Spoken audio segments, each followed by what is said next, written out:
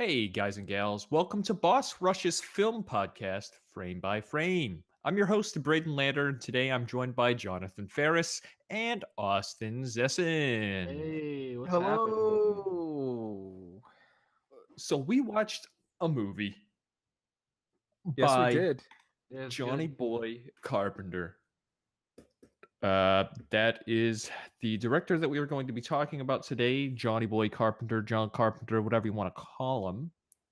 We watched the movie They Live in preparation of this. If this is your first time tuning in, what we do here in Frame by Frame is we go and watch a select movie from a select director, and then every Sunday we come back here to this Google Hangouts in specific, and we discuss the director's style that they have accumulated throughout their filmography. And then, first we discuss the movie that we watched, and then we discuss the director himself and all of the in his or her style.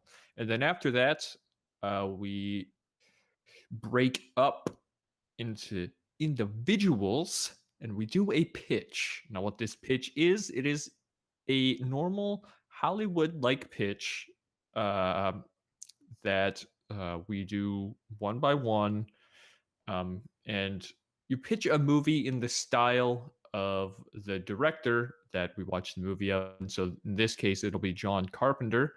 Last week's or 2 weeks ago, we did Hayao Miyazaki. The pitches were great. Yes, they were. Oh, Jonathan, yours is the best, man. Yeah, Jonathan's Yeah. was the best. You want to talk about that tree? No. What did you talk about? I don't know what I talked about. I already erased that from my memory. I think you mentioned a city, and then that was it. Some city. A city in a Something. forest. It's the Lorax, ladies and gentlemen. It's Go the watch the Lorax. Lorax. Oh, it's just a Japanese Lorax. All right, cool. Exactly. And then after the pitch, the results. And the results, the chairman, one by one, discussed their decisions on why or why not they greenlit the movie. Really the requirements to get greenlit are how John Carpenter or how Hayao Miyazaki your movie is. Your pitch is what you give visually to the chairman. They will decide off of that whether or not they would like to keep your movie afloat. So we watched They Live, a movie by John Carpenter in 1988. It was composed by John Carpenter, written by John Carpenter, and directed by John Carpenter. So what do you guys think? I loved it. Yeah, it still holds up. Actually, it holds up more today now Yeah, than ever. it's a very relevant story, actually. Mm-hmm. Yeah, it's weird though, because this guy's supposed to be homeless, but like he looks better than me most days. You know? Yeah. Even after he gets like thrown out a window, I'm just like, well, at least he's clean shaven. He fights in an alley for 15 minutes and still looks better than me. God, that fight scene just gives me so much anxiety. Still, I'm just okay. like, how is it going? I've just got to get this off my chest right now. I think that is the greatest fist fight in any film ever. Yeah, that fight fist scene fight, sure, yeah, is I'll buy it. so good. Oh, it's so brutal. That scene is just amazing because you keep thinking it's gonna end. There's like so many parts where you think, okay, it's over now, but no, it just keeps going. And the solution is so simple. All he has to do is just put on a pair of sunglasses. That's it. And then that would be it. But no, just punches. And I don't know, were there kicks Punches or and probably suplexes and kicks and everything in between. Yeah. I realize they used Roddy Piper as a wrestler to the fullest extent. Yes. They And beat the Keith, crap out of him and then suplexed everyone else. yeah, poor Keith David. Oh, He's man. just an actor in an acting world. And then John Carpenter's like, hey, you want to do this movie? By the way, you're going to get your ass kicked in a 15-minute fight scene. That's probably gonna Like, take yeah, like sure. days and days working on. Oh man.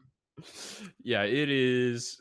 That fight scene is something else. So the one thing that really stuck out to me in this movie was like the framing of everything. And the one frame in particular that I took notice of is at the very beginning, in the construction site, and there were a bunch of like wires, and it like Keith David was just in the back, like looking over at Roddy Piper through these wires, and I don't know why that to me it just stuck out to me. Was there any other frames in particular that stuck out to you guys? Anything catch your eye like Um, that? I'm not sure about like frames in particular, but just the look of the world when the sunglasses were on, Mm-hmm. Yeah. just how everything was so like it was just simple. It was like obey, consume, conform, Yep. that kind of thing, and everything was just plastered with it. Mm-hmm. Like pretty much not there was nothing that wasn't something else. Yeah. But, And oh, you can continue. Sorry. oh no, you can continue. No. You continue. Well, I mean, in terms of the look of the movie, I think that's really the one big standout for me. Mm-hmm. So before I move on Yeah. to anything else, you can say your piece. Well, I think what makes this so well, there's a lot of stuff. It's like the John Carpenter movies, I guess, when it comes to the science fiction, because there's like two sides to him that we'll Oh yeah. get into later. Yeah, but I think it really the look of the aliens were very creepy, like still to this day. It's Oh, almost they're terrifying. disgusting. Yeah, it's yeah. Like, oh, man, what does he say? Like, you look like two. Oh man, in the grocery store, like you look like shit, lady. Like Yeah. absolute dog shit. Yeah. Like Or something like Vaseline smeared on or something. Just something wild, but he was pretty dead on. Like they look so gross. I think it's their eyes. It's something with their eyes. Their eyes looked like you jammed a screwdriver into it and just kind of like it looks turned Ah, yuck. like almost like a Day of the Dead festival. Like it's like you took the skull and then just put one like thin layer of muscle all over it, and then put eyeballs in it. Here we go. Here we go. You look like your head fell in the cheese dip back in 1957. Yeah. You see, I take these glasses off. She looks like a regular person, doesn't she? Put them back on. Formaldehyde face. Yeah, you're okay. This one real fucking ugly. Yeah, Oh yeah. man. Okay, the script of this movie was awesome. Yeah, on Like point. on point, Johnny boy. On point. I wrote down a couple of lines that I will live by from here on out. Okay. Yeah. When Keith David says the golden rule, or the those with the gold, those with gold make the rules. Perfect. Great line. That is a fantastic line. I came here to chew bubblegum and kick some ass, and I'm all out of bubblegum. That is iconic, and I had no idea it came from this movie. Really? Yeah. Oh, all right. Well, that was weird though, cause when you watch everyone talks about that scene, and then you watch the movie, that's like one of the very first scenes, and you're like, oh Yeah. shit, there's a whole other 60 minutes. Like you Hmm. would think the giant climax was in the bank, cause everyone's like, oh yeah, that line, that's the best. But no. No, yeah, exactly. I was like, oh wow, that's like the first, I'd say, 30 minutes of the movie. The script's great, Mhm. director's great. I don't think Roddy Piper's performance is that great. It's overacted. It's overacted. Yeah, he's a wrestler. It's also weird because as a kid, well, not as a kid, but like as a teenager growing up, I would watch It's Always Sunny in Philadelphia, and Hmm. that's when I first saw Roddy Piper because he's the maniac. If you ever watch the show, I and it's hadn't. like, yeah, really crazy guy just talking about the voices in his head, and then I'm watching him in They Live. I'm like, oh, that's the maniac. Yeah, there are voices in his head. Anyway, yeah, I Keith David takes it away with the performance. yeah, I would say. Yes. I think Roddy Piper is if there's supposed to be like a horror like that he feels. I don't think he really sells that, you know. Yeah. Yeah, like I don't like this man just felt indestructible the entire time, and I Yeah, Which like loved it. he was thrown out of a giant window and like rolled down a cliff. It looks totally fine. Yeah, it reminded me of this scene in like Hot Rod when he gets thrown off the or when he's dancing in the woods and he like falls down the mountain. It reminded me of like that, except Roddy Piper just got back up and just walked it off like nothing happened. Mhm. Yeah, which really speaks to John Carpenter's director and score and even writing. Because like Roddy Piper, if it was just him, I would not feel any stakes, any sense of danger. I'd be like, oh, this is gonna be fun action stuff for 90. But Right. like with like especially the music and I guess everything about the film and the giant sense of paranoia that everyone else has, it Mm-hmm. really drives home the this idea of the upper class aliens. Yeah, and you know, like one of the things that John Carpenter does is he's all about that suspense and paranoia, right? Yeah, And the yeah, yeah. greatest thing about this movie is that it's a complete play on that because now he gives you this device to look through that literally takes away that whole sense of paranoia. It's awesome. It's really something that is unique about this movie aside from all the other John Carpenter movies because of these glasses, this device that allows you to get rid of all the paranoia that you would have if he didn't have it. You know. Yeah, you'd never be able Yeah. to tell who's who. Mm-hmm. Exactly. So you mentioned the music, Austin. What do you guys think about it? It's very much in tone. I don't think it's the most recognizable of Mm-hmm. John Carpenter's music. For But sure. I mean, he sets the bar so high. It's Yeah. still pretty solid. And that synthy 80s and weird, just weird stuff. Weird stuff, man. You see, uh, or I'm sorry, Jonathan. I'll let you say what you have to, and then Yeah. I'll comment on that. What really stood out to me from the soundtrack was just the kind of like Western feel it had. Mm-hmm. Like it really set the mood. I think it set the tone, especially like in combination with just where he was at, like the shanty town. Mm-hmm. Like it just like the first half hour, like it doesn't even feel like a horror movie or really anything. It's just like this is this guy's life, and he's just trying Right. to make it by, even though he's Roddy Piper and he doesn't look the part. But Yeah. Right. and then it slowly builds up to just something bigger. But that first like 20 or 30 minutes or so where it's just that, I feel like All that was world really well building. done. Yeah. Yeah, it's all world building through the visuals and the music. What I wrote down was, like you said, Wild West mixed with like jazz. Like if you Hmm.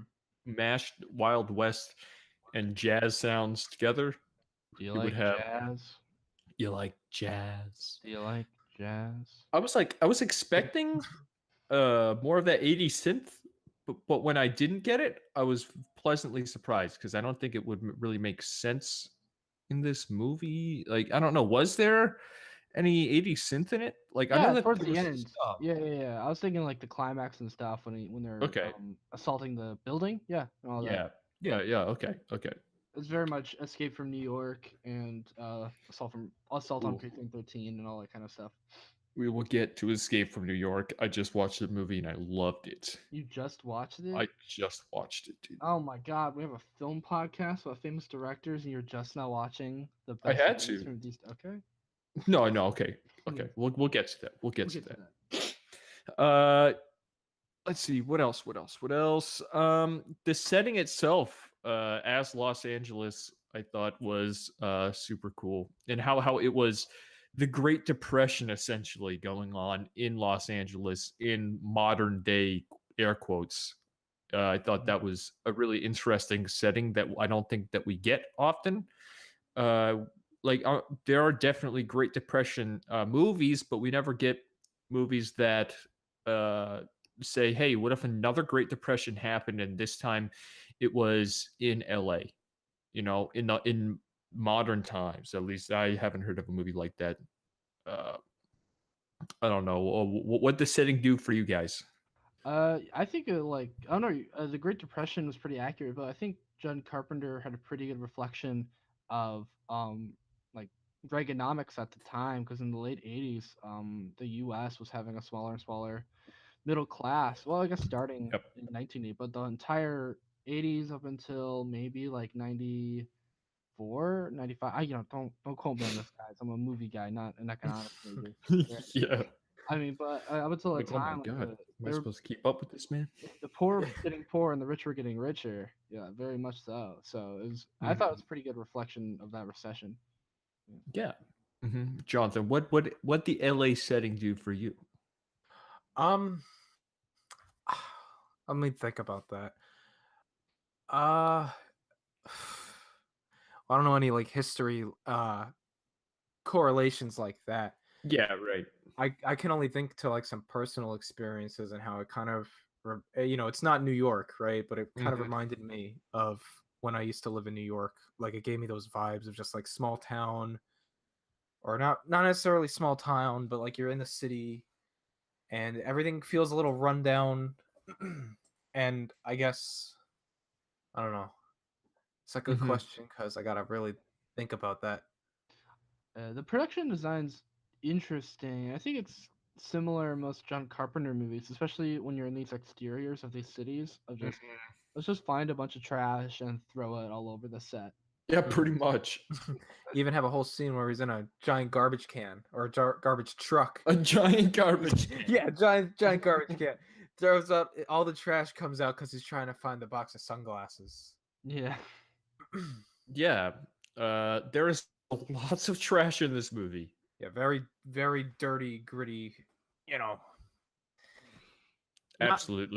I don't know if I go so far as say it's just like gross, but it's not, it's not very comfortable. Well, yeah, you have the contrast of the, like you said, shantytown up against the rich house of the woman. Oh yeah. Okay, I have a question. Yep. So Let's start talking plot. Well, I was gonna say for Holly, Meg Foster's character, the female love interest in the movie, was she converted to the aliens before or after that big meeting? You know what I mean? Which big meeting? The big, where it got busted up by the cops, where they got the contacts and stuff. Because she comes in, tells them about the TV station, and then it immediately gets stormed by police. And I'm thinking maybe she tipped them off to it. Like, why would she go there? Right. But somehow she escaped the meeting, and then all of a sudden turns her back on Roddy Piper. Right. Yeah. Yeah. Yeah. That part. Explain it to us, Jonathan. What happened? Yeah. What Jonathan happened? knows. Yeah. What happened, Jonathan? I know everything. I know. Yeah. That's a good question because I was watching the movie and it kind of came out of nowhere, or I don't know if I should say it came out of nowhere, I guess, but it didn't really. I don't know, because you get to the scene where he like hijacks her car and says, "Drive me to your place" or whatever, and he puts on his sunglasses and she's fine. She goes there, brings him there, and then she refuses to put on the sunglasses, throws him out her window, and then she's looking at the sunglasses. Throws him out her window. Yeah, and then and then she looks at the glasses, and then that's kind of where it ends until she comes back at the meeting at the end. Right. And in the meeting, it seems like she's like legitimately concerned. Like she probably put the glasses on, right? And she's like, "Okay, now I see. I'm sorry for what I did. Blah blah blah." And then obviously they get attacked, and then they go to the TV station, and she's there. I feel like it probably would have been in between the meeting and the TV station scene. See, I think that she was. The more I think about it, the more I think that she was trying to, that she was working for the aliens, because you can easily say, "Oh, I looked through the glasses. I'm so scared now. Please help me." And then I think she did maybe tip them off, or it was her mission to go in there and, for the alien species, find the guy that has the glasses or whatever. But they all have glasses. Right. Right. She's not an alien, but at some point, I mean, the TV station was run by them, so exactly. And the TV station was also like in space, so she knew that they were aliens before she put the glasses on. Well, she knew with the glass. Like, she knew there were aliens before she put the glasses on. Wouldn't she have had a watch to teleport herself out of the car? Do we know that she didn't? Well, then why would she like who? Listen, Because like at that point you already know that you have more leverage over him. So just go with it. You know, he's not gonna kill you. look, all I'm gonna say is it's a loose plot point, and Oh it yeah. it didn't really matter. They just needed a reason why this Roddy Piper's character, which apparently is Nada. That's Nada. George Nada. I uh, think is it. I think it's John Nada or John Nada. Nada.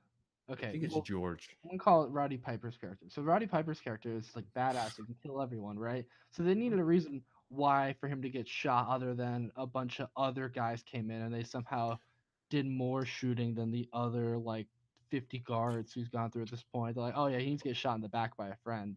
Well, well, like Roddy or Nada, whatever. Roddy's character. Hmm. Uh, he wasn't trying to shoot at those guys. He was trying to shoot at that thing. So he was like an easy target for them. You know. Okay. You know what I'm saying though? Yeah, yeah. It's like the reason why those other people didn't kill him was because he's a murder machine and killed them way before. Hmm. But at that point, he wasn't even trying to shoot them. He was just trying to shoot the thing and save the world. Well, in that case, why did Holly have to shoot him? Like she didn't. Yeah, it's fine. Holly is a bad character. Yeah. All right. There it is. Oh, that's another element. Bad female characters. No, you cannot say bad female characters when you have Laurie Stodd from Ah, shit. Halloween. Yeah, you're right. Dude, come on. All right. That's What are you fine. thinking? Uh, yeah. One of the other things was the ending of the movie is bad. Like the whole ending sequence of the movie is bad, and it's a mess. What makes you say that? He started the revolution. No, no. Okay, like everything up until that point was like it felt like there were a ton of cuts. Like when they were running through the hallways, I think it was I think it was when Keith David when she pulled the gun on Keith David, everything from there felt super rushed and it felt like there were a bunch of cuts. It felt like things were going way too fast. I don't know, maybe it was just me. Oh, I'm sure. I'm sure they had to speed it up. It was already like an hour 20 or like hour 15 at that point. And I bet you he shot a bunch of action stuff, but then studio probably cut it down to 90 minutes instead of, I guess, a 2 hour that he would have wanted. But it still works. Oh no, yeah, it definitely worked. It Yeah. was just like I yikes. Did you notice any of that, Jonathan? I did feel like if this was like the ending climax, it really came super late and it was pretty fast.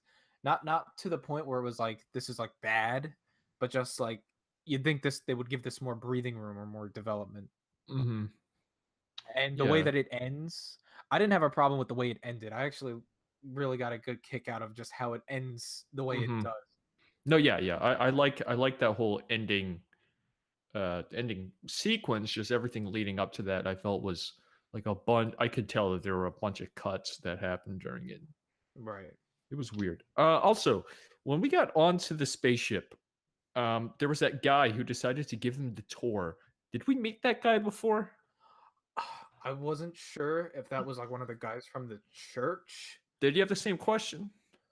Yeah, I'm trying to think. Is it? Like, because that guy was like, "Oh, hey, you guys." I was like, "What?" Oh, I think he was a drifter. Like his character name in the IMDb page says drifter. So I think prior we met him. I think he was like a homeless guy who was talking to. Let's see. Hold on. Oh, holy moly! Wait a minute. What? No, no, no. Okay, never mind. I don't know, man. I don't think so.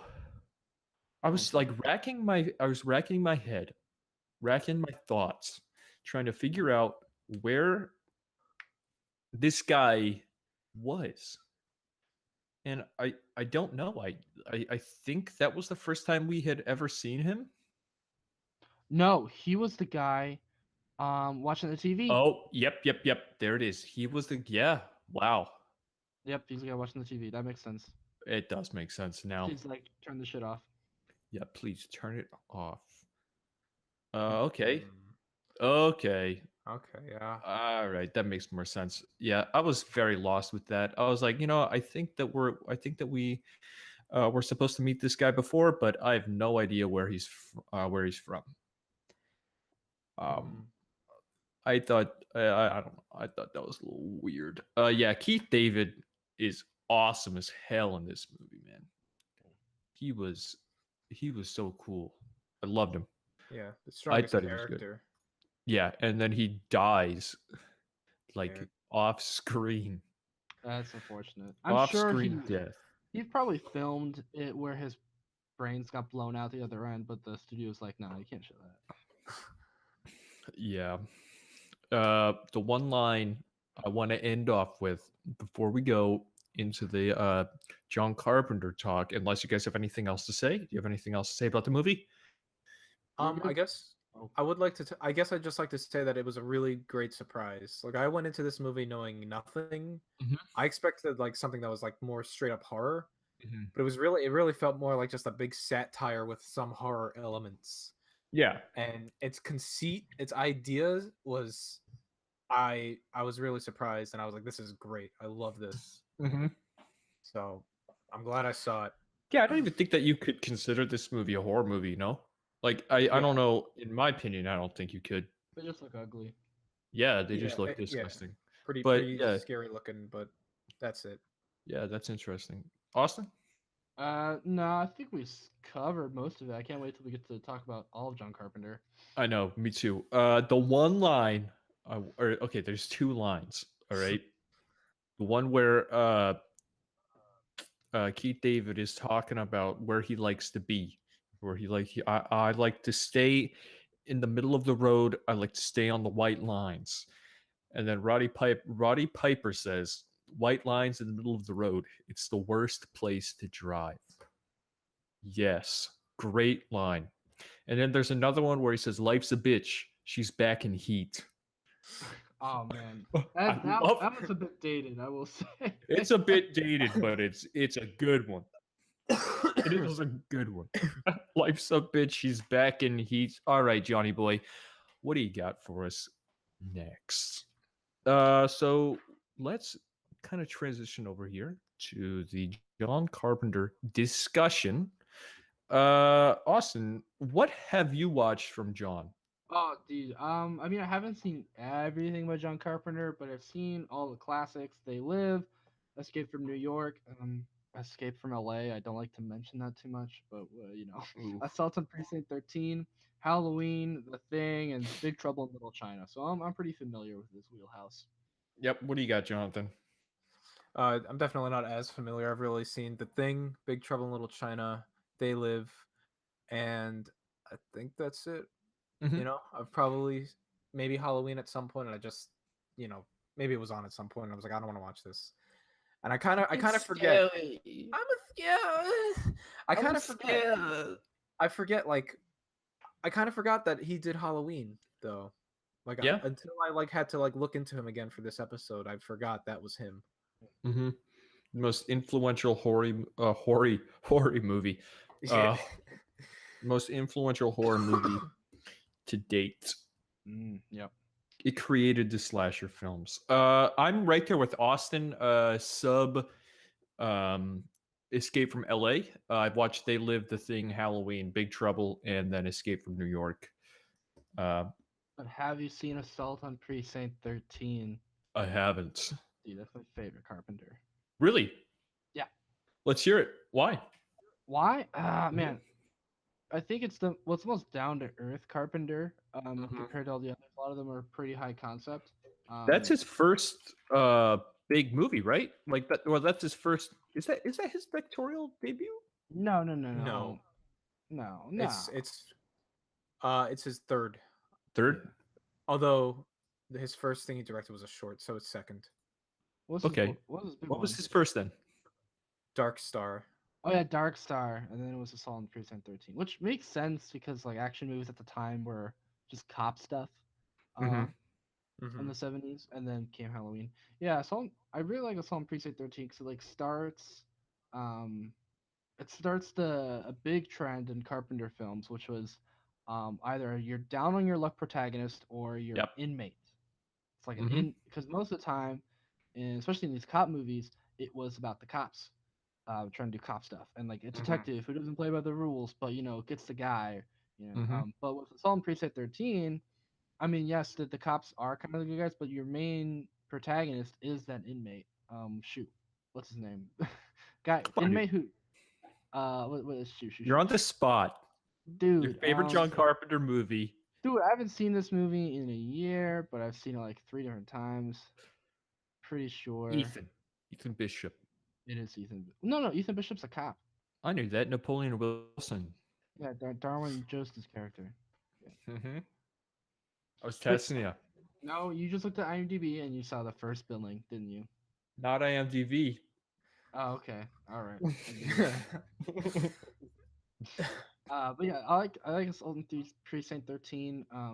It's just a solid action movie. And I think Okay. it sets. There's like a lot of his other stuff is just trying to survive a night or some other stuff, but I don't know. Maybe I don't know why I like it. Maybe it's because it's so close to a western as it's gonna get for a John Carpenter. Not in score, but I think tonally, Mm-hmm. because it's basically the plot of Rio Bravo, which is one of my favorites. It's one of the few American westerns I can watch. So Really? yeah. Nice, dude. Jonathan, out of all the ones you have seen, what's your favorite? Honestly, I'd have to give it to They Live. Really? Yeah, really. Nice. They Live was like, I feel like, oh, I don't want to say the most original. Well, maybe it is the most original. It was. I really feel like I haven't seen a movie quite like it before. In terms of just No, yeah, taking. I think that is a valid thing to say. Yeah, I mean, just the ideas behind it and how it like visualizes those ideas, how it like delivers on those ideas, and just the way it ends too. I feel like it's so satisfying, Mm-hmm. and just the way the way it captures the shantytown. Like I said, the music. Not that it's the best soundtrack that he's got, but it all comes together for me, and it's a really, really satisfying watch. So Yeah. I feel like maybe Big Trouble should be more up my wheelhouse, I think, but it's been so long and it kind of is a Right. blur in my Kind of mind that dated at this point. Really? Yeah, it's still fun, but sometimes when you see, like I could understand people's complaint about the Cultural appropriation. yeah, and it's just a bit cartoonish, the representation, how, yeah, I don't want to get into it, but Just yeah, exaggerated. a bit exaggerated, yeah. Yeah. Okay. Yeah. Big. I really do enjoy Big Trouble, though. My favorites, and it's one of the movies that is starting to kind of creep up into favorite movie of all time talk. Is The Thing. Oh yeah, Yeah. The Thing is a absolute masterpiece. God, I love this movie. Everything from Kurt Russell's like just super subdued performance. Another great performance by Keith David. Uh, all of the just everything in the movie complementing itself so well. The setting is it's perfect. We don't get many movies like that where you're just stuck out in this Arctic outposts like that. I just everything about the movie is spot on. The tension it gives you is unparalleled. Nothing has ever like come close to that amount of tension. Mhm. Specifically, the testing blood sequence. Oh, when they Yeah. have the like the little cups or whatever with the blood and they touch it with the burning prod. Oh my god. That like actually makes me like sick to my stomach. And the practical effects are A plus. They still hold up. When the man gets a defibrillator and goes sticks it down, and the man's chest just caves in their teeth, and the teeth chomp down, and he pulls his arms out and just doesn't have Ah, hands anymore. the, Oh, the dogs. When the dogs turn into the crazy monster, when the man's head starts walking around like a little crab. dude, Yeah. the thing is amazing. I love it. Halloween is up there too. Escape from New York. Let's discuss this movie. Okay, let's discuss Escape from New York. I just watched it and it's great. Oof. I, It's opposite reaction to me. you don't like it? It's kind of hokey, which it's part of Carpenter's style, but I've seen so many of the other films where everything's taken 100% seriously, which is kind of I don't like Big Trouble in Little China and Escape from New York, and it's just it's certainly a piece of its time. If someone were to ask me what is 80s cinema like, I'd be like, go watch Escape from New York, and you'll see all the best parts of 80s cinema and kind of some of the shitty parts of 80s cinema. That's what's so good about it. I mean, yeah, I don't, maybe I'm just Like, dude, okay, I yeah. still think, and a lot of people will say, "No, dude, what are you talking about? Halloween's theme is definitely the best." No, Escape from New York's music and theme of that movie is incredible. Yeah. It is so good.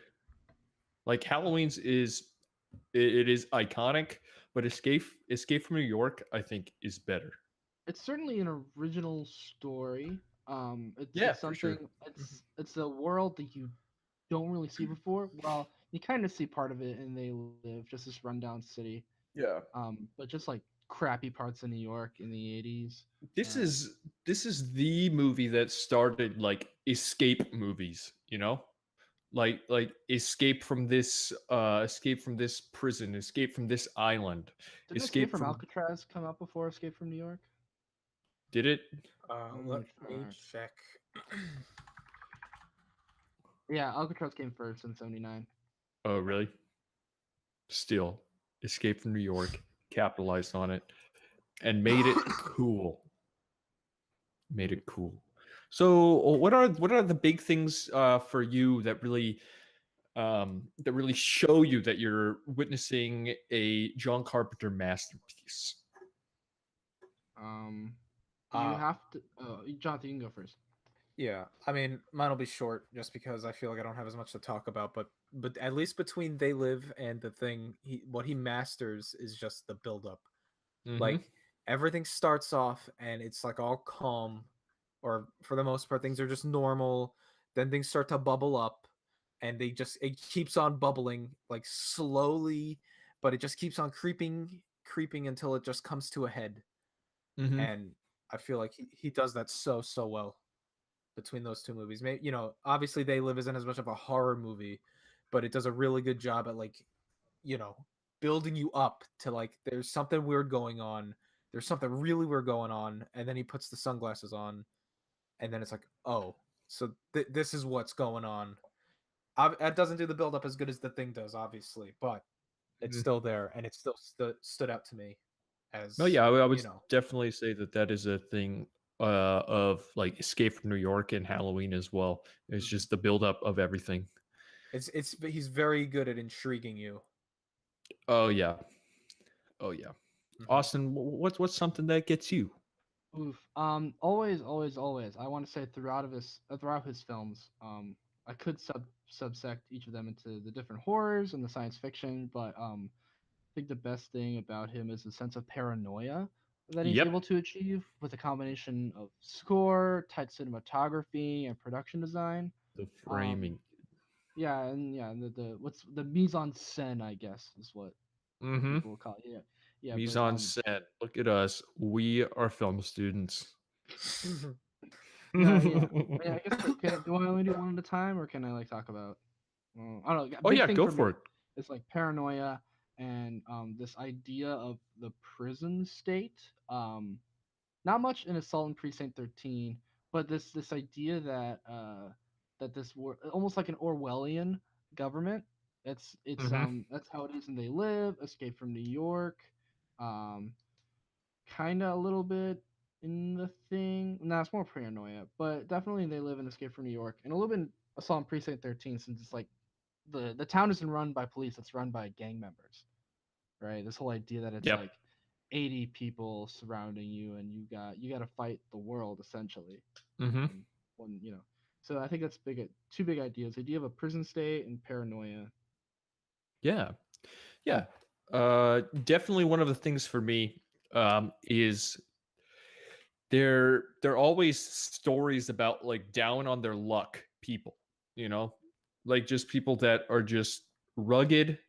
Uh, they're either very snarky or they were put into a place of lesser power, um, or just being just stranded somewhere, uh, just not having the ability to do anything about what you were thrown into, if that makes sense.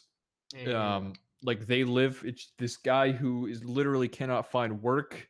Uh, he, I mean, okay, I guess they live might be a bad example because it's Rowdy Piper, and apparently he is a murder machine. Okay, according to the script. Yeah, yeah, yeah.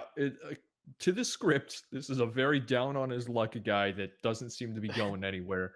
But in the movie, he is a god. Escape from New York is definitely, I think, the best example of this. Uh, because you have this, again, like what you said, an inmate that is, he's very powerful, but he figuratively, metaphorically has uh the like chain cuffs on him as he goes out into this world where everybody, where the government, the police have a keen eye on what he's doing. He can't do anything without their jurisdiction, essentially. So he's just kind of there, um, on a mission for them. So if he fails, like his life depends on, yeah, his life depends on him being successful. And if he's not successful, then you gonna die. Another thing, like The Thing, you have Kurt Russell's character in a very claustrophobic setting, and he can't do anything about it. He can't run away from it because there's nothing, and he's in a snowstorm. There's nothing for thousands upon thousands of miles left to right. He's got nothing to do besides, like, spoilers, die at the end. Like there's just nothing that you can do about it. Same thing with Laurie Strode, I think, in Halloween. Like she's defenseless, essentially. It's just her character, it's just her personality that allows her to be victorious. That there's nothing extraordinary about her, but she's very strong-willed, and I'm gonna go get you. Like she's just in this setting of normality, where you have this mass murderer chasing after you.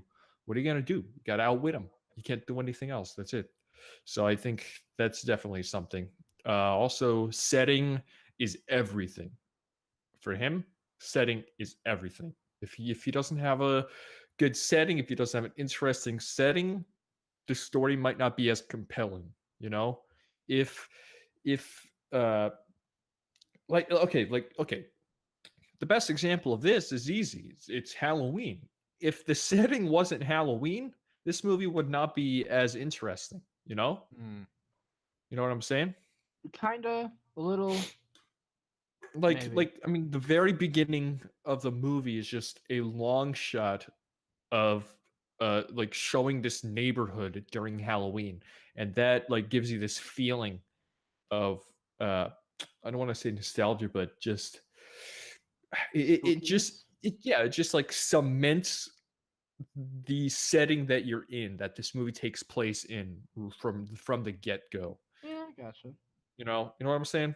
And Okay, then, yeah. like, the thing, like his shots of just the snow, just Antarctica, all of that just cements it, just shows you how isolated you are out here with these characters.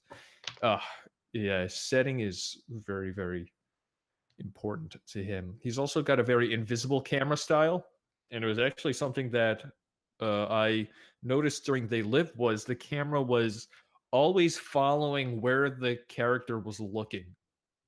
Um, Mm. so it was like whenever everything was revealed to us when it was revealed to the main character.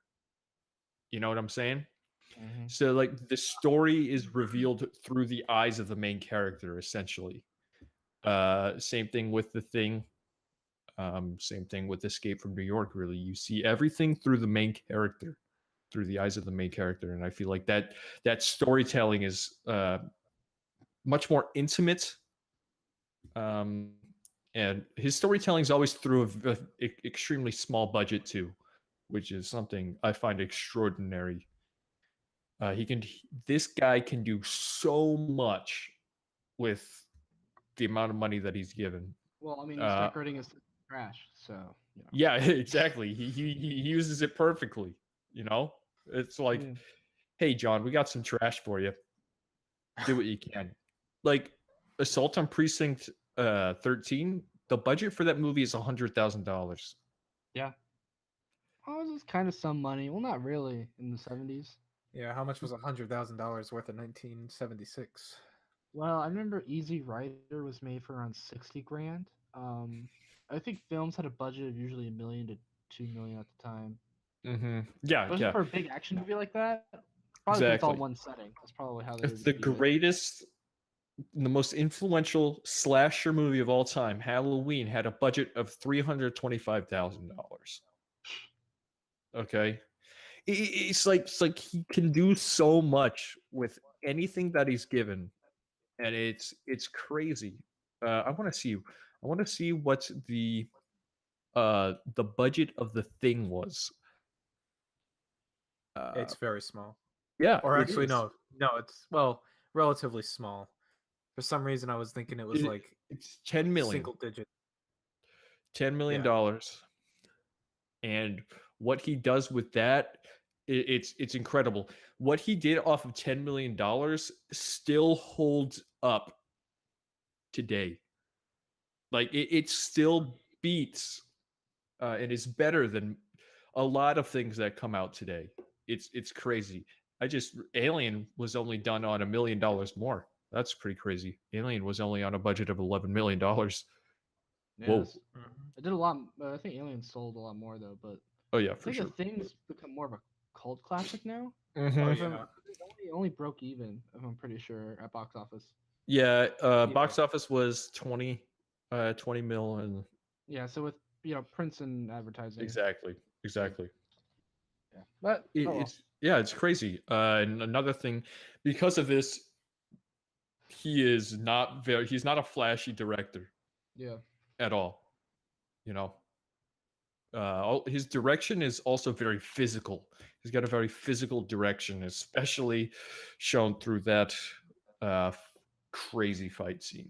This is gonna be weird to describe, but I feel like when I watch a John Carpenter movie, there's a certain, hear me out here, there's a certain texture to his stuff. Like almost like you can like reach out and like touch the screen and feel the world you're in. I think that's just how good he is at world building. Am I making sense when I say that? Yeah. His worlds are very tangible, very well defined. They feel like worlds that people live in, like 100%. Yeah, we should probably move on to the pitches. Yeah, we can. It is pitch time.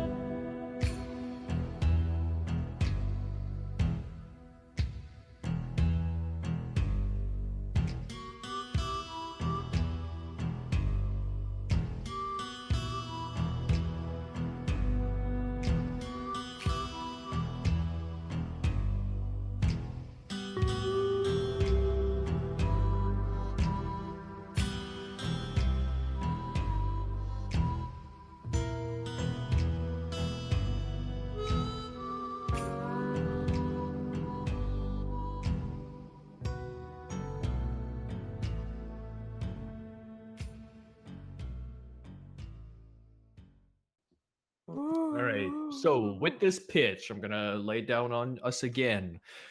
We have the director's pitch, the questions from the chairman, and then after the questions, after after you're done pitching, the chairman decide whether or not they would greenlight it or not. And then after everybody's is done, we will go one by one discussing why or why not they greenlit the movie. Who would like to go first?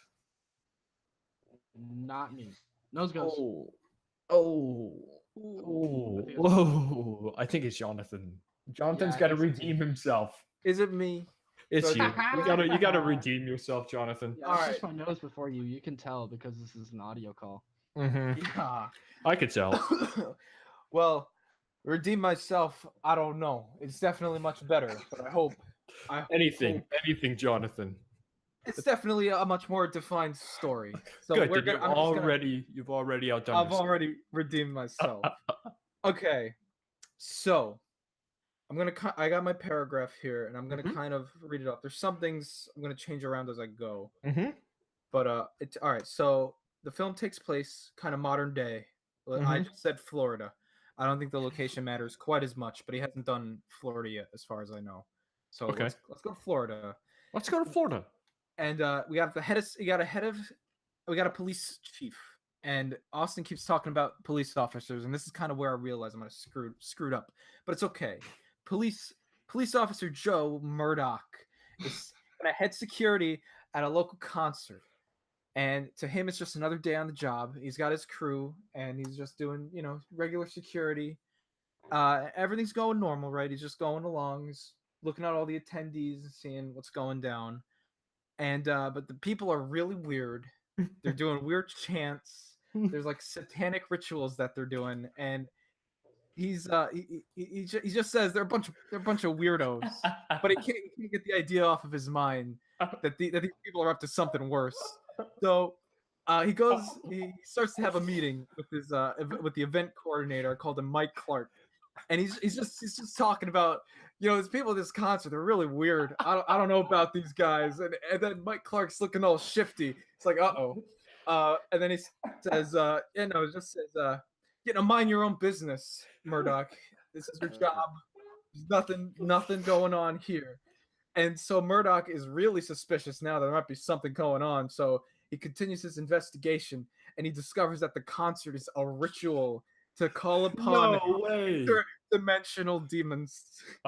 And upon realizing this, Murdoch realizes that he needs to get his police crew together, and he's got to take out all of these attendees because they're about to call hell upon earth.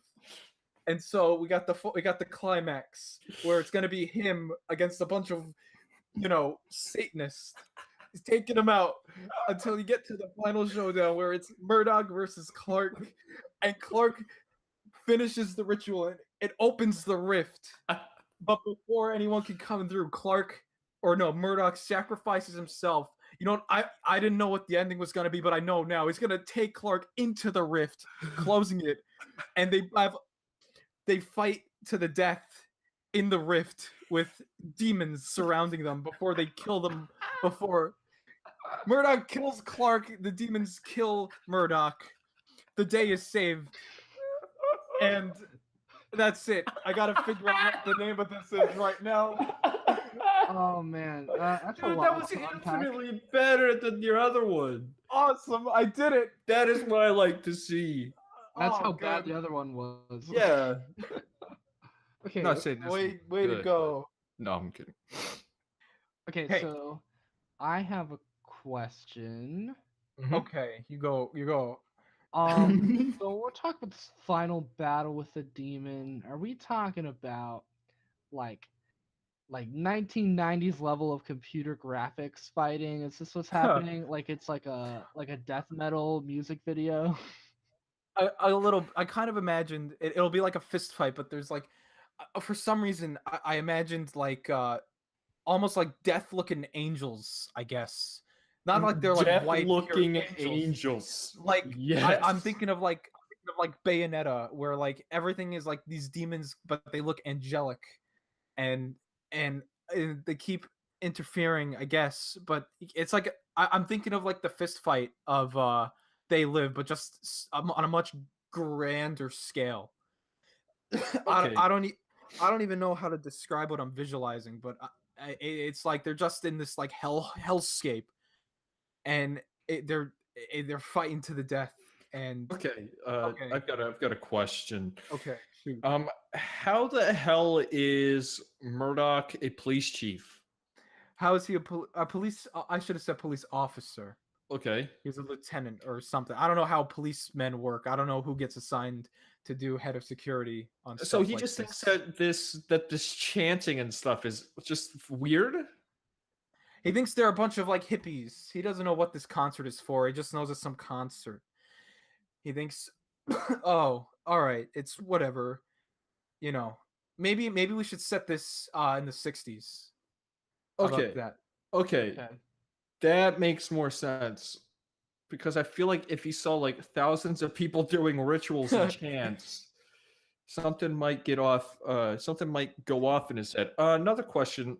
Um this team of police. Okay. Yes. Explain that.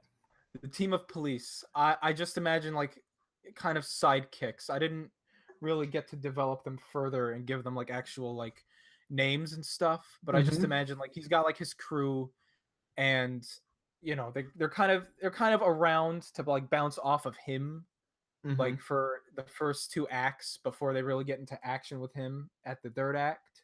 Okay. But it's kind of like a group effort, but it's mostly Murdoch at the head of it. Right. Okay. So what kind of like setting is this? Like I uh I I imagined like you ever go through like a stadium, like through the halls of like a stadium, and some of them are like, kind of like grimy and dirty, absolutely. Yeah. not really well kept. That's what I envisioned in my head. Is like it just doesn't feel comfortable. It makes you want to take a shower, kind of. Okay. You know. That pitch makes me want to take a shower. Good. I'm No, glad. I'm kidding. I'm Nice kidding. one, up I'm top. kidding. Yeah. For viewers listening at home, yeah, me and Brain just high fived. We just high five through our mics. Awesome. through our mics and our monitors. Okay. All right. What kind of music is this? Hard rock? Is this hard rock we're listening to? I'm thinking like hard rock. Yeah. Or it's like it's kind of like for some reason I'm imagining like a build up. Like at the beginning of the movie, you just kind of have a few instruments, and then the movie will keep building up, and it just keeps getting more instruments before it's just a total like ballad at the ending. Okay. And So what I'm thinking oh, okay. is like Carpenter Brut, like some wild Carpenter Brut. By the end of it, With it is more straight up like heavy. Carpenter Brut. Yeah. Okay, well you got me there. Yeah. So So all right, just go off, give Brain a handy here. I guess it's fine. yes, of course, that's my job. Hey, that's how you got to win a pitch, you know. Oh yeah. Yeah. Okay. I'm really like into this right now. Saying that out loud is like, dang, I gotta sell this, man. Yeah, you got to sell it, man. That's I- what this is about. Sell it to me. So if I say I'm thinking Carpenter Brut, you say, you know what? That's what I was thinking too. Mm-hmm. All right. All right. And you know what I'm gonna call it? What do you Song of the Siren. Song of the Siren. So is this demon a woman demon? Yeah. Yeah. Yeah, man. Let's go, Women Demon. A women demon. All right. That is Okay. left field. Good. I That did is it. that is something. Yeah. All right, Austin. All You right. want me next? I don't know. Nose goes. Oh, I did it first. darn it. Sorry. Well, yeah, you guys are in the same room. You should have known that, Austin. Yeah, my bad. We did high five. Okay, high five real quick. Okay. Oh, we did it twice. Yeah. Well, yeah. You know, patty cake. You know. Yeah. All right, go for it. All right, so I'll save the title, but so our character is this girl named Kate, who has just learned, who lives in the city, just learned that her grandparents died, and that they need someone to take care of their estate out in Montana, right? And she goes, and that's her hometown. That's where her hometown is, in Montana. Her parents are dead. Her grandparents who raised her just died. So she goes back to her hometown, like maybe like 1,000, 2,000 people, and while she's there, she's invited by some old friends to this party that's happening. She's in her late 20s, early 30s. It's all these shitheads she knew in high school, right? And like some older, some younger. And so she goes to this party, and it's out in the middle of this farmhouse. I want to say it's a pretty big Mhm. farmhouse, but it's farmhouse. It's Montana, so your next neighbor's probably like 2-3 miles away, and everything's covered Mhm. in woods. And so they go there, and they're having this like fun rave party, and then all of a sudden, like somebody drops dead in the bathroom, and they find out that they've been sucked completely dry, like they look like just skin and bone. And so Nice. eventually, what's gonna happen is, it's this party is gonna be not infested, but there's gonna be vampires at this party, Mhm. and they but I'm not talking about your like Tom Cruise Bram. Dracula. Yeah, I'm not talking about Tom Cruise Interview with the Vampire Dracula. I'm talking about a mixture of those freaky vampires from Blade 2 Okay. and what is it? Not Day of the no. What is Dawn of the no, not Dawn of the Dead. What's the vampire one with Quentin Tarantino? Oh my god. Oh my god. Um Quentin uh Tarantino's Dracula. no no um, no. Robert is Rodriguez. Grindhouse? No. Ah, shit. Hold on. I gotta know this reference before Oh, I this is bad. This is bad. Oh, shut up. I'm doing Oh well. no, this is bad. That's an X. That's an X. Okay. No, I'm talking about High From Dusk Till stakes. Dawn. From Dusk Till Dawn. So it's Okay. From Dusk Till Dawn and Blade 2 vampires I'm talking about here. So we're getting a lot of Guillermo del Toro and John Carpenter actually grotesque carpenters. But here's the thing: they realize that the weakness for the vampires. This is where it starts to get into the wacky John Carpenter a little bit. They can drink the blood of people who are intoxicated. Mhm. So people Ooh. have to keep drinking, but not too Oh, I much to like where they this. pass out. So they prove they're not vampires, right? Oh, that's a good idea. And so like when people make sloppy mistakes, you're like, why are they doing that? And they're like, oh, they're drunk off their ass, but they have to be because the vampires need clean blood, you know. And why they came to a party, well, I haven't figured that part out yet, but that's fine. Um, I think it's because they're the last like non-vampires in town, so they thought that's how they could all get them here, right? And so when they call for the cops, obviously they're gonna be vampires, and they try to go out into the woods. There's more vampires waiting, like some with like giant wings and like snatching up people and like ripping their heads off and suckling the blood out of their neck, stuff like that. Dude, that's what I'm talking about. The title of this one is called Blood Rave. Blood rave. Yep. Hmm. I like it. That is a good idea. Once you said they got to be intoxicated to survive, I was like, oh, that's really really cool. Yeah. That's a that's a good idea. Gotta So, think about this. what genre are you thinking? Are you thinking like horror comedy or not really comedy? I'm thinking it's definitely gonna be gross and like I guess on paper it's gonna sound like a comedy because horror nowadays, modern horror, almost has to be tongue in cheek with how it's presented. It can't be like it either has to be horror with social commentary towards it, Yeah, or a yeah. horror that's almost like cartoonish yet terrifying. So the monsters are going to be very creepy, and so when we get those scenes where they're facing one on one, it's gonna be like very creepy. But when we're having these scenes where they're getting drunk and like taking out like swarms of them, um, because some of these vampires are gonna look big, small, they're gonna come in various shapes and sizes, like the monsters in They Live. Um, Hmm. yeah, but it's gonna mean generally you do want a sense of paranoia. 'Cause you're like, who is a vampire? Who has been drinking? Who's just acting drunk? You know? Yeah. Yikes. I like that. And there's only gonna be It's a one good gun, idea. and it's not gonna work. Well, you can kill a vampire through decapitation, but people How are does gonna it be. end? How does it end?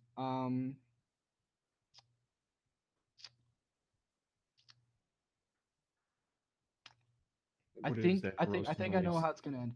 So X.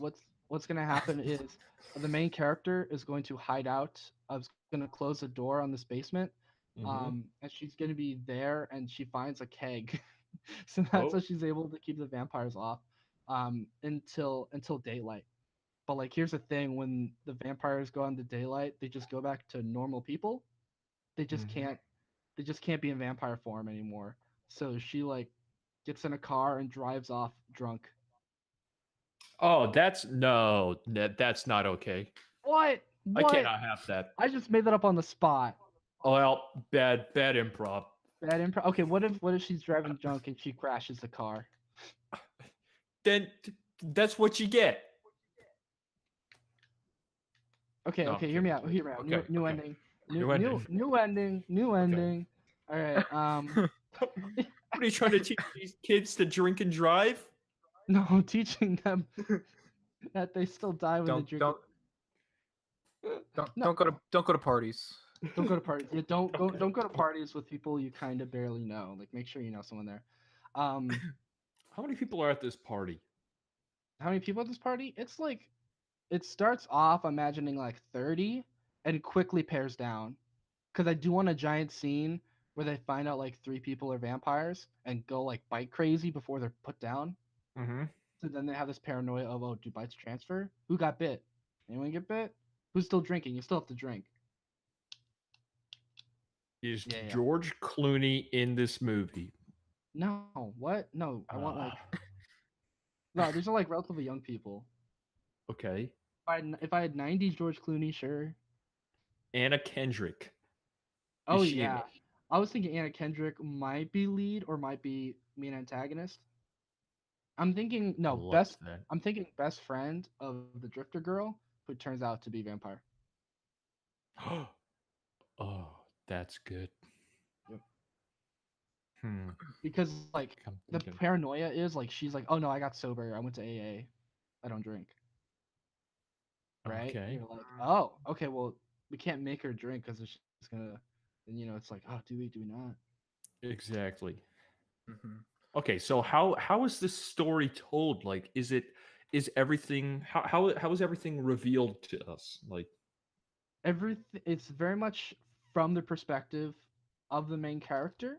okay, Actually, you know what? No, everything's gonna be shot like I still want people to think that the main character could be the monster at some points. You know what I mean? So I want yeah, everything to be shot like there's an absent like people don't acknowledge the camera.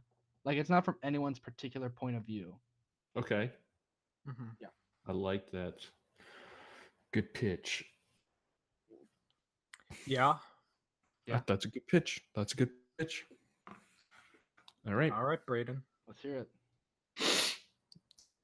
Grand Tetons, Wyoming. Okay, Mhm. out in the middle of nowhere is this little college. Okay, Tyler Lett doesn't know what he wants to be when he's invited to an engineering college.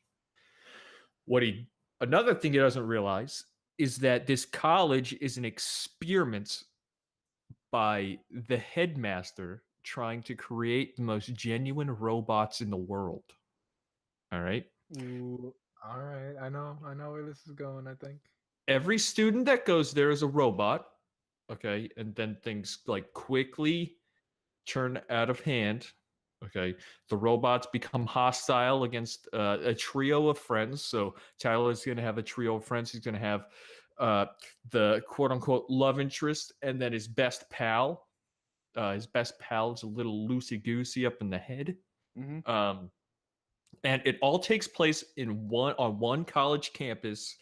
All right, and it's just in the middle of just the mountains everywhere. Like this is the Grand Tetons, Wyoming. Okay, so mountains everywhere.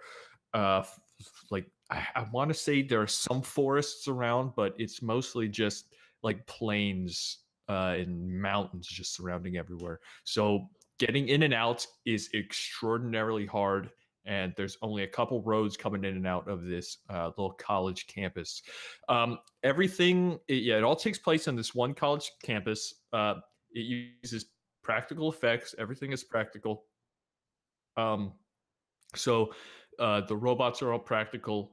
The things I'm about to get to are all practical. Traditional horror elements. I do want this to be a horror comedy. So think more along the lines of like Monster House, kind of, Okay. right? Oh Like yeah. Monster House. Yeah. Um, the campus itself, I want to be its own character. It has to feel electric. The campus itself has to feel. I wrote down like a generator. All right, and there are small details in the background that hint that this is not a normal campus. The audience doesn't know that everybody else are robots, and again, it's all revealed through the eyes of uh, this main protagonist. And the main character during the middle of the story is going to get captured of sorts. So then the main character role shifts from his perspective to the quote unquote again love interest's perspective, and then she takes on the role that he should have been in. She's very similar again to like Laurie from Halloween, where you just she's just she, I would even go to the lengths of saying that she's like Laurie and Snake Plissken thrown together. She's very headstrong. She knows she's very capable. She's very very capable. And this headmaster is a very dark, brooding guy. And just the biggest thing is I want this campus to feel like it's humming of just electricity, right? So the music would be very, very, very, very low synth, not many high keys, very low synth. Mm-hmm. Like, I don't want to interrupt, but I like have this idea, like you know that like buzz that the old like tube TVs used to make, Mm-hmm. something like that. I'm Yes, imagining. yes. That's what I got. Bring on the questions. So the campus, talk about the setting again. Is it Mhm. gonna look like a stereotypical campus, and then slowly, as you get deeper and deeper inside, it looks more like a generator, or like from the get-go, it looks strangely robotic?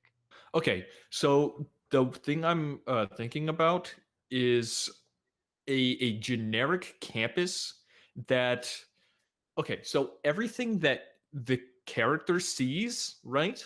He Mm-hmm. perceives as just a normal college campus, but there can be touches in the back of the frames, in the back of the shots that have very very peculiar um very like peculiar designs and stuff, but he doesn't really take notice to it because he's kind of in his own headspace right now thinking about his own things. There was one thing, like the thing that really sets off the robots is a lightning strikes the top of the what do you call it, like administration building, and the Mm-hmm. administration building is on the very top of it is this needle. The needle is like a satellite broadcaster of sorts.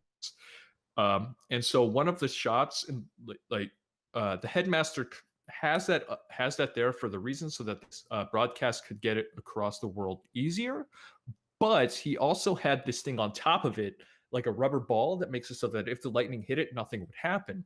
But one of the shots I want to have is the kid like walking to class, and in the background there's some like workers working up there, and just you probably won't even notice it, but one of them just takes off the rubber ball and like cleans the very tip and doesn't put the rubber ball back on, you know. So like just very very peculiar things going on in the background that really make it seem uh fantastical of sorts, like just like you said, high technology, high electricity. But what he sees is all very generic. Like he doesn't really pay too much attention to things until things get real weird.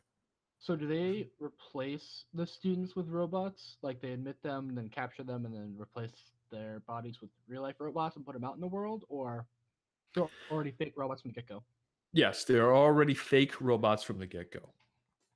Mm. Exactly. Hmm.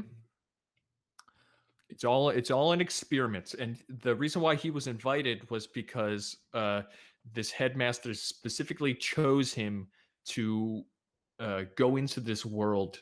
Um, and the big reveal is that his other like okay, so I would want to make it seem like his love interest is really a robot, but in reality the twist would be that his roommate or whatever is a robot, and as he gets lower and lower into the depths, um, he just sees the robots, and his friend is there's like thousands of his friend just going back and back and back farther and farther and farther into this like warehouse of sorts. So his friend is an experiment for this type of character, if that makes sense. So the headmaster was like, "Oh, we've got this new prototype coming out, or this new prototype that I'm building, and so I'm going to select this kid to test out this robot." If that Gotcha. makes sense. I'm not sure if I missed it, but how does it end? Like, what's the climax like? Right. So the big climax is it it plays on the artificial intelligence theme. So eventually the the friend kind of realizes, he sees that he is just a test, and so he's the one that really sacrifices himself, uh, his um, his robotic being, for the greater good of the world, essentially, or not the greater good of the world, but just to further to make this AI stuff seem less haunting, less less terrible, if that makes sense. Mm-hmm. So his friend would be the one that takes the role of Nada in this movie, or in They Live in, instead of the main character. It would be this AI that does it himself.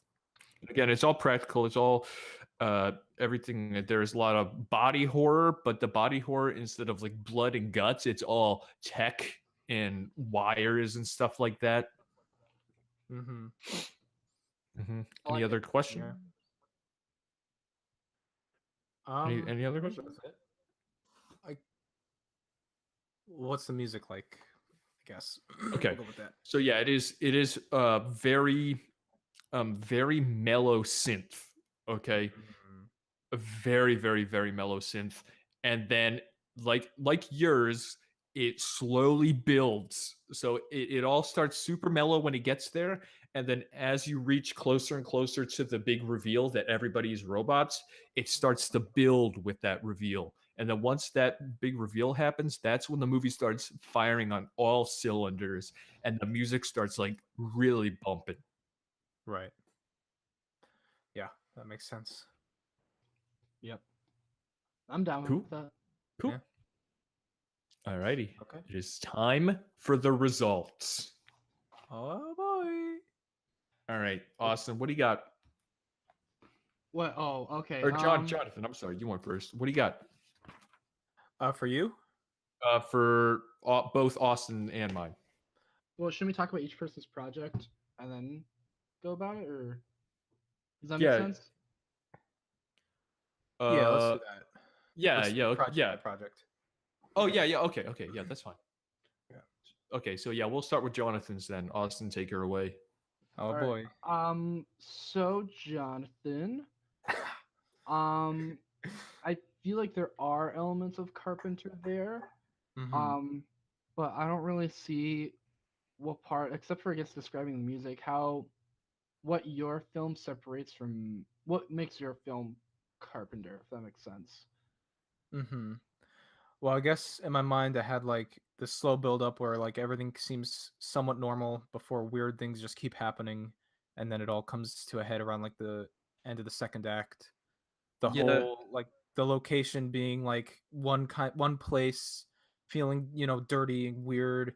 You have your main character who's a wise mouth, and But those elements I guess I were think running through my mind I because think my only problem with it uh is the fact that it might be too extreme, yeah, I was thinking that I you might have know? gone I might have gone too far in a couple places. I think maybe some trans-dimensional demons might be a little too much for Johnny Boy, Yeah, maybe. especially in his age. Yeah. yeah, I think the big part it's missing for me is paranoia. and like fear almost, like a sense of not necessarily dread, but like concern about what's gonna happen around the corner. Because with even Right. Escape from New York, there's this paranoia of who can Bliss can trust and like who's out to get him, who's not. Right. Especially when he enters New York. And I think in pretty much all of his films, except for Big Trouble in Little China, it's because that's just wacky. But the rest of them, I have a sense of who no, you can't trust anyone. You can't trust I don't know. It just feels like it's like just a straight up No, action horror no, movie. Yeah. no. Yeah, that makes sense. That was another one of my things. Is that I think the fact that you wrote off the weird things happening as him just being like, oh, that's weird. I think that kind of killed it. You know, like Mhm. maybe he needed to investigate further into it and see what was going on instead of just like shrugging it off, like, what the hell? There's only 10,000 people chanting around this dead cow right now. Like, Mhm. I could have explained that a lot better. I think I had it in my mind where it was more like an investigation phase, right. but yeah, Hmm. I didn't say that, so my bad. Look, here's my final thoughts on it. Leagues better than last week's, and Yeah. it's even an interesting concept. I like it, but I don't think that it's Carpenter enough. Like I said, I think it is a little too extreme. Therefore, I'm shutting it down. Oh, Yeah. Austin, is that Sorry. enough from you? Yeah, that's okay. You're getting there. You're getting there, buddy. I can't All wait for next right. week. Oh You took boy. leaps, Yeah, like way better. Good job, me. I'm and gonna put a gold. it was genuinely exciting to listen to. Like I wasn't laughing because it was bad. I was laughing because of how like exciting it was and how just extreme it was. But in the end, I think a little too extreme. Yeah, I Yeah. think if it was a different director, I would have passed it. Like maybe Robert Rodriguez or Yeah, yeah, someone yeah. like that. Robert Rodriguez. Yep. But yeah. All right. Well, I'm still gonna put a gold star on my fridge. Yeah, do it. Okay. Do it. Yeah. I'll give I you one. tried. I'll give you Thank one. you. Mhm. All right. All Okay. right, we'll move on to Austin's then. Blood Rave. Blood Rave. Oh, you guys never asked me about the music. I thought we did. No, you didn't. Well, what What's is it? that? Oh, it's like a mixture of Twin Peaks and like the weird parts of like the not the soundtrack but the score of Repo Man, which I don't know if y'all have ever watched. Probably not. But it's like very much punk LA in the 80s Okay, mixed with like creepy supernatural. Yeah. nice. Mhm. Sorry. Go ahead. Yeah. That was just something I wrote down and I forgot to mention. I love the concept of this movie. It's great, and that the sense of paranoia is there in strides. There's lots of it. The only concern I have really Mhm. is it it might be a weird thing to say, but I don't know if vampires are exactly something that Carpenter would choose. You know, Yeah, I get that. I like think it have does to. that make sense? I think yeah, you really have to sell it with the monster makeup and make them just Right. like almost like blood sucking monsters, Exactly. not like a Western European sense of the vampire. Like I'm talking about freaking just almost like not demonic. Yeah, Like if you put the monster, whatever the thing was, and mixed it with like Nosferatu, kind. like Oh yeah, something almost like like that. Dead Space Necromorphs. Okay. Yeah. All right. Well. Okay. All right. There you um, are. There you are. I, I really do love the concept a ton. I guess my only real hang up is just there's I don't know what the ending is. I know the ending as we know it now is she drunk drives and crashes into a tree, but Yeah. everything leading up to that I think is great. It's just I feel it needs a better ending. I mean, yeah, I came up with this like 10 minutes before. But Yeah. that's no excuse Got, though. I mean, gotta say maybe though, for something you came up with in 10 minutes, I'm impressed. I Maybe like that. another thing could be the fact that there might be too many people, though. That does also add to the fact that like, everybody could be um, a vampire. Yeah. vampire. Yeah, I like the concept. I think I'm giving this the green light. Yeah, I, I, if I don't know, I'm like stuttering on myself. It's just, I think I'm gonna give it the green light just because of the concept of the intoxication. I feel like that's such a unique and cool twist. Mhm. You just got to work on an ending, a Yeah. satisfying ending that makes sense. Okay. Hear me out. Okay.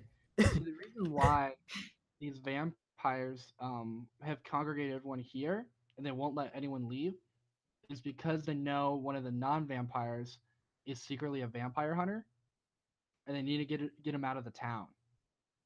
So by the end of the movie, we figure out who the vampire hunter is. Um, lost my train of thought.